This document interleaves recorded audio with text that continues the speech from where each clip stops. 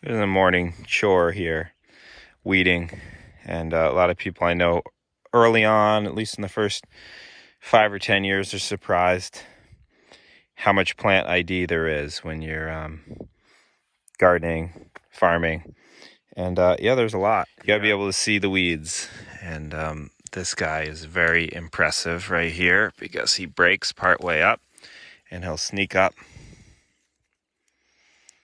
even late season and sneak a quick seed head on there and go to seed. And if you let pigweed go to seed, you just are going to have a lot of work for yourself. So you want to keep him from going, or her from going to seed as much as possible. Really hardcore weeding is less work than lazy weeding. Ask me how I know. This is a rhizome barrier, by the way, to keep bindweed out of the garden. That's why we tarped this whole area with the excess tarp we had to keep expanding the garden. Probably not annuals, but a lot more perennials in here. So we have a perennial border and then the annuals. And so we're doing mint. And there's also chives and calendula and just like a whole border along the edge. Scorzonera, a lot of other perennials. There's some annuals in this end until we're filling it in. But this is lemon balm, fills in really well. It's kind of like you're going to have weeds. You just got to decide what weeds you want. This is the one that's been the hardest core for us, the bindweed, which is in here. And you got to get him while he's little. He twirls up. He gets out from very down deep, makes his way or her way to the surface, and you want to pull him at the base. Sometimes it's hard when it gets this filled in. But you guys see the other weed in here?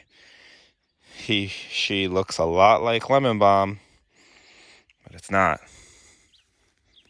It's a plant I love, but we don't want it here. Motherwort.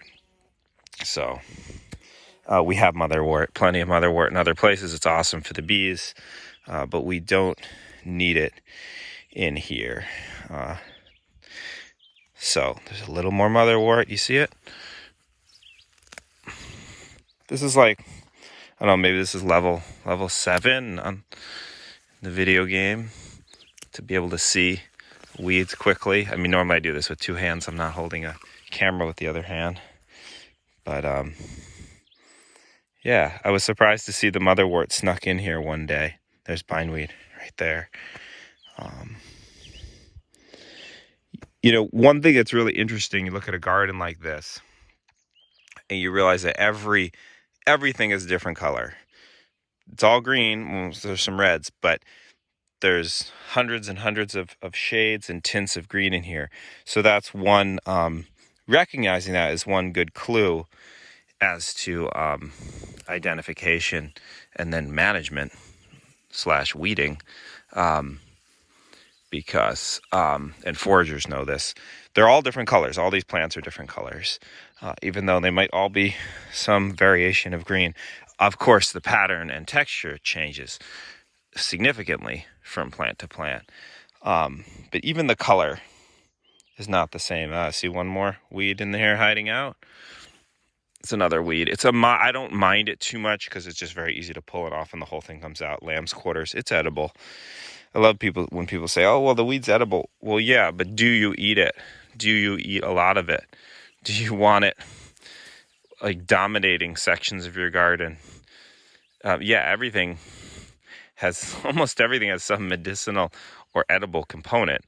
That doesn't mean, it doesn't mean you shouldn't manage it, because if you don't, you're going to have mostly that in your one area of garden, which is kind of a waste of time if you want to grow anything else.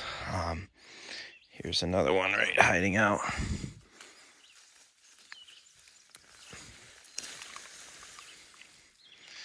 Motherwort.